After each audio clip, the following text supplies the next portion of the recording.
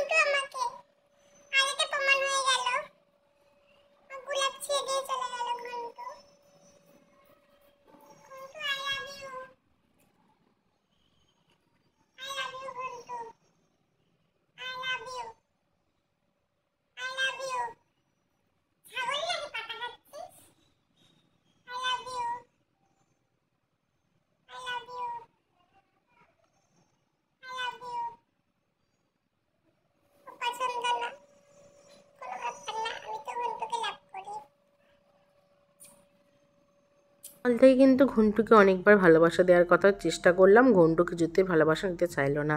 তারপরে দেখো স্নান টান করে নিয়েছে, বা ঠাকুরকে একটু পুজো দিয়ে দিচ্ছি। পুজো টুজো দেওয়ার পরই ছিল আমাদের কাজ, তাই দেখো খুব তাড়াহুড়ো করেই পুজোটা দিতে হচ্ছিলো, কারণ অনেকটাই দেরি হয়ে গেছিলো। প্রথম থেকে কিন্তু আমরা সত্যি কোথাও গেলে বসে থাকি, আর লাস্টের দিকে কিন্তু তাড়াহুড়ো করি। ফাইনালি দেখো ঠাকুরকে ফুল দিয়ে সাজিয়ে দিয়েছে, তারপরে দেখো ধূপ ধুনো দিয়ে দিলাম।